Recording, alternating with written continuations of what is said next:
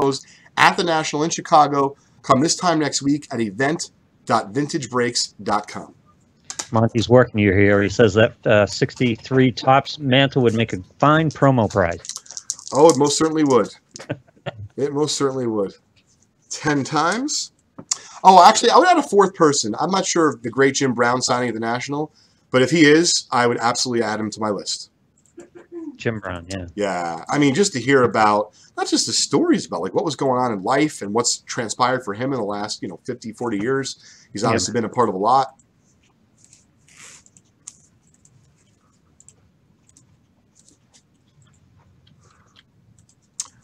Donald's asking if reprints are worth anything.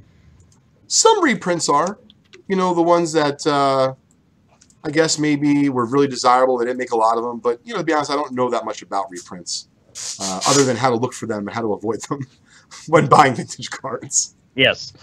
So that I'm good with. Yep. All right. So good luck to Slate, Ming, Jacob, Andrew, and a few folks have a few spots in this break. Good luck all. Since when is Luke blonde? Interesting. I don't know. Looks like Farrah Fawcett. Yeah, a little bit. A little funky. Yeah.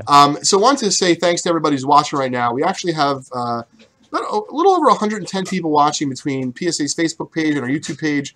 And I just want to let everyone know who's on our YouTube page, youtube.com/vintagebreaks. We, of course, appreciate you. And at 5:30, we do switch on over, and we'll be opening. We have a ton of stuff to open. It's pretty wild.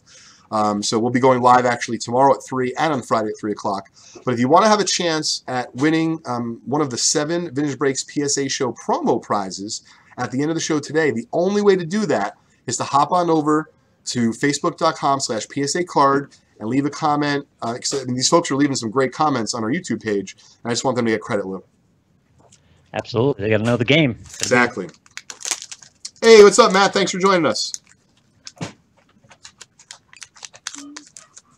I would open a pack with Ricky. I remember Ricky leading off with the Yankees for years. That's when I was listening to the Yankees, like at nighttime on my Walkman, getting in trouble by my parents.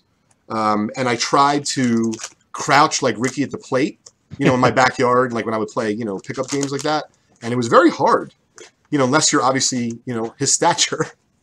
One of the most viewed articles I ever wrote was trying to collect all the Rickyisms, all the best. Oh, really? Yeah. Do you still write, Lou, or is it mainly radio stuff for you now? No, I still write. That's cool.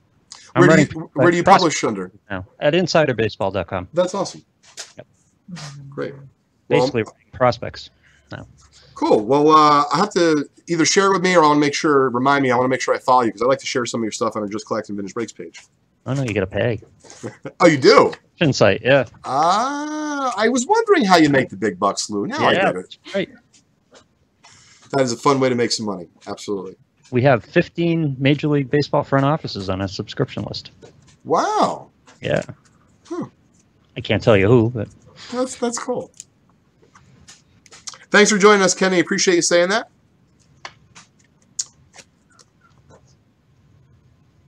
So as you can see, the cards are coming out sharp, but unfortunately a little bit of skew on that one. See if we can get centering gods be a little bit nicer. Here we go. This looks a little bit more like him here, Lou. Not that faux blonde hair on the cover. Right. Yep. Nice card. Pre-car accident. Yeah. Yeah.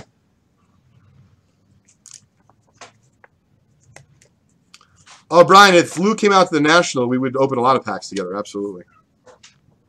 This is a nice card as well. Hey, what's up, P Squared? Thanks for joining us, Preston. Skyro Hope Ball as well. What's up, Donald? Spot 5. Got an interesting question for you, Lou. Yes. And so for other folks, we got a few minutes left. So whether it be baseball cards or other, for the folks out there that are dads, what do you remember buying your kids that you wish you never gave them that's worth a lot of money today? Meaning unopened packs of cards, original. And actually, what made me think about it, Lou, was the Star Wars figures. Because I remember, I had a fair amount of Star Wars figures. 20 of them. I don't know. If they were sealed today, it'd be thousands of dollars for the first ones from '77.